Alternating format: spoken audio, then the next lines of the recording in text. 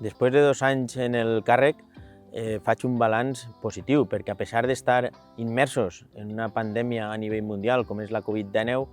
com a organització i personalment hem sigut capaços d'abordar tots els temes d'actualitat. Hem estat en tots els foros on requeria l'organització per intentar donar solucions i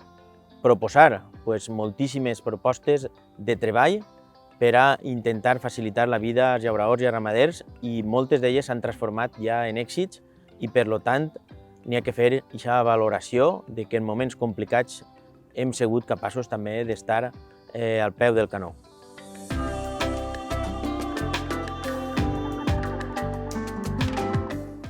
Evidentment, estem lluny d'alcançar un suport suficient per part de les administracions. La forma més clara de veure i entendre per què és així només n'hi ha que reflejar-ho i veure-ho en els pressupostos que se fan dirigits a polítiques agràries i ramaderes, i per tant aquests pressupostos marquen una clara tendència de que són totalment insuficients i que, a pesar de que som un sector essencial, no tenim el recolzament suficient per part de l'administració. Amb la Conselleria d'Agricultura tenim una relació cordial, pròxima, però que en moments determinats atravessa alts i baixos, com no podria ser d'una altra forma. Nosaltres sempre pensem que se pot fer molt més del que s'està fent des de la Conselleria d'Agricultura, sobretot escoltar més al sector i implementar i portar a terme aquestes propostes a les quals estem contínuament aportant a l'administració en la forma de treballar que tenim actualment. Els problemes principals del camp valencià, al final, principalment és el preu. No tenim un preu remunerador per a les nostres explotacions i això ens està limitant moltíssim. I després la falta de polítiques agràries dirigides clarament a donar una solució i a facilitar la vida als nostres llauradors i als nostres ramaders. En el treball que estem fent en Brussel·les de forma continuada i veient conforme funciona la Comissió Europea en la presa de decisions, és difícil ser optimistes, però sí que tenim clar que la forma de treballar que estem portant a terme, fent informes rigorosos, en aquests moments creiem que al final algunes de les propostes que estem fent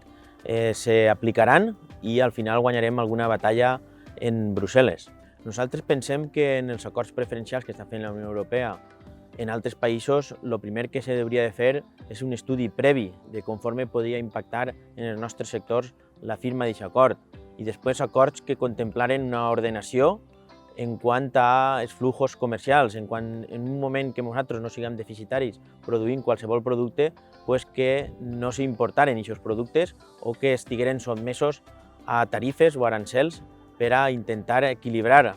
la competitivitat dins del mercat europeu. Després, que existisquen unes simetries en les formes de producció, que existisquen els mateixos estàndards per a totes les produccions mundials que vulguin vindre al bloc europeu, i després més seguretat en els protocols d'importació d'aquests països tercers, igual de productes com de material vegetal.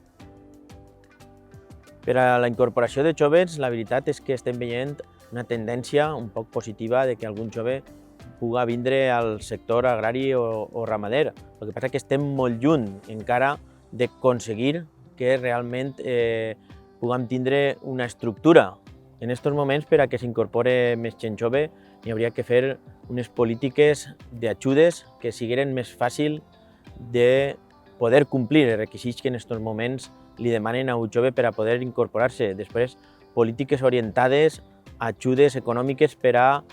comprar terres, per a alquilers, arrendaments de terres i poder fer una estructura mínima digna per a que aquests joves professionals puguen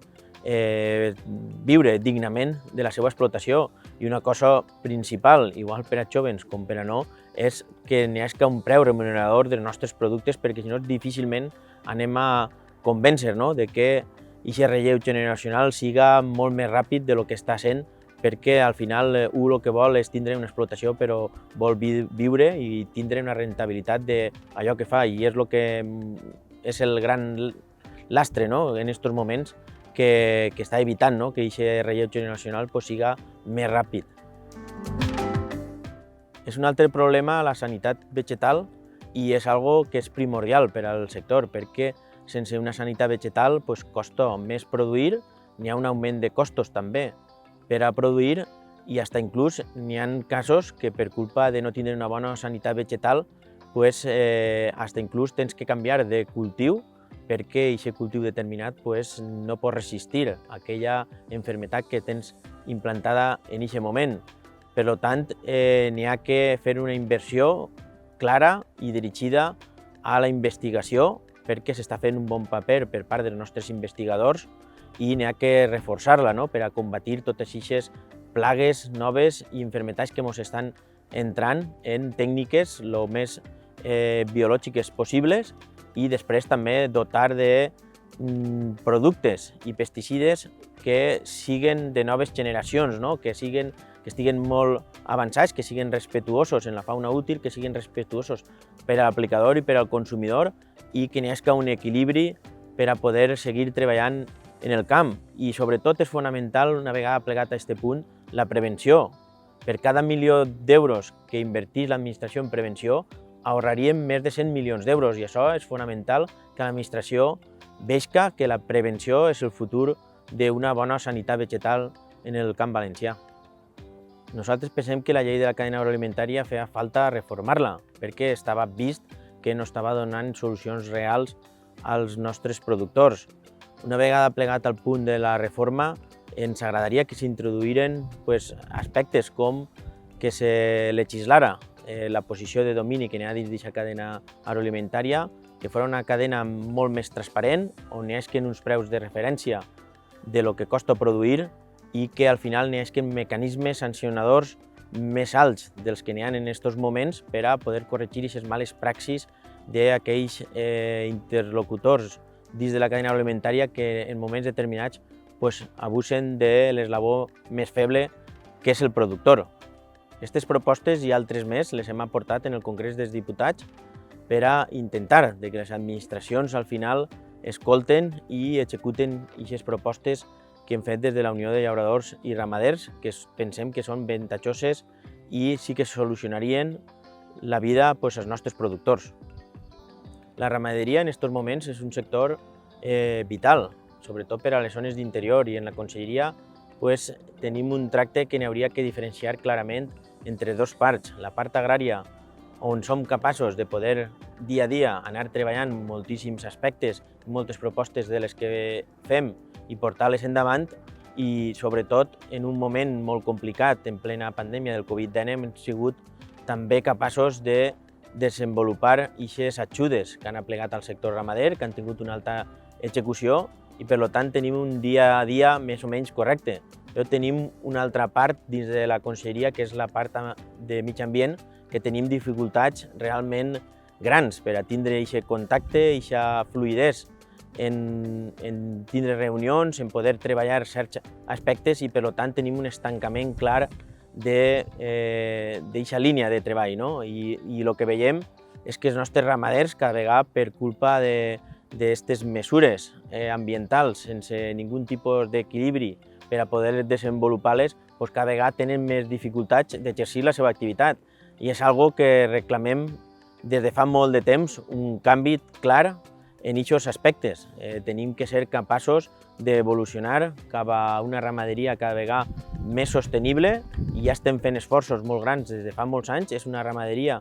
que ja està treballant en les normes de seguretat animal i de seguretat ambiental més estrictes a nivell mundial i per tant no entenem com en moments determinats n'hi ha una paràlisi absoluta i no ens deixa progressar.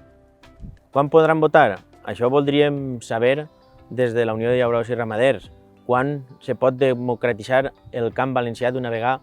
per totes? Però en aquests moments la realitat és que hem avançat molt, ja n'hi ha textos que estan treballant-se en el Consell per a plegar el dia que se pugui democratitzar el camp, però no tenim aquesta data definitiva. Espero que siga més prompte que tard la celebració d'aquestes eleccions per el bé de tots.